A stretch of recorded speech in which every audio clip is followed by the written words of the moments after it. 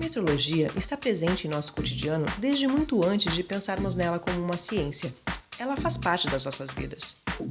Quando medimos o tempo, a temperatura, a distância, a velocidade, e na indústria ela é fator-chave para que os produtos sejam fabricados dentro dos padrões necessários.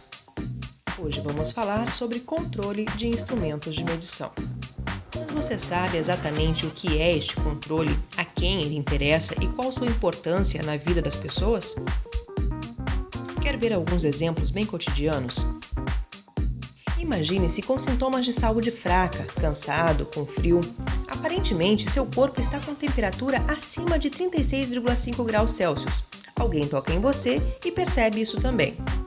Bem, neste caso, o normal seria você medir a sua temperatura com um daqueles termômetros que se compra em farmácias, pois inicialmente o que você precisa saber é aproximadamente qual a temperatura do seu corpo, mas de forma que seja muito próximo da realidade, certo? Digamos que você mediu sua temperatura e o termômetro indicou que seu corpo está com apenas 35 graus Celsius. Estranho, não? E agora? Devemos ou não confiar nesta medição? Este é o dilema. Os sintomas, sua aparência, o toque da mão amiga, tudo indicando uma possível febre. Mas o termômetro está indicando que a sua temperatura, na realidade, está até abaixo do normal. Ok, vamos a outro exemplo. Em seu bairro, abriu uma nova padaria e todos disseram que os pães de lá são deliciosos. Dá vontade de experimentar, não é mesmo? Então, no dia seguinte, você resolve ir lá. Na padaria antiga, você costumava comprar cerca de 1 quilo de pão para a sua família. E quando chega à nova padaria, para não perder o costume, pede da mesma forma 1 quilo de pão. Ao receber os pães, nota algo de estranho. Este 1 quilo de pão da padaria nova parece ser mais pesado do que o 1 quilo do mesmo tipo de pão da padaria anterior? Opa, alto lá! 1 quilo é 1 quilo. 1 quilo de pena pesa exatamente o mesmo que 1 quilo de chumbo, não é mesmo? Certo. Então agora vamos analisar os dois casos. No primeiro, tudo indicava que a temperatura do seu corpo estava acima do normal, ou seja, você estava febril.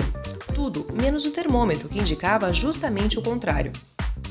No segundo exemplo, havia diferença na sua percepção entre o 1 kg de pão de uma padaria para o 1 kg de pão da outra. Por que isto?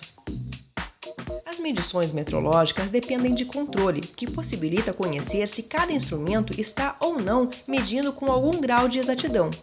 E como isso funciona? Primeiro, precisamos definir o grau de exatidão ou o erro tolerável que aquele instrumento pode ter. No caso do termômetro de farmácia, se nossa temperatura estiver 36,5 e ele medir 36,3 ou 36,7, por exemplo, não faz a menor diferença, certo?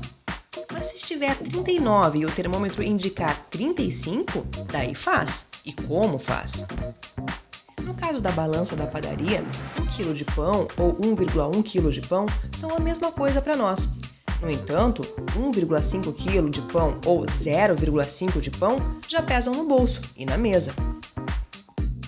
Então, a primeira coisa que temos que entender é que não há uma regra geral para estabelecermos o nível de controle e exatidão requerida para todos os instrumentos.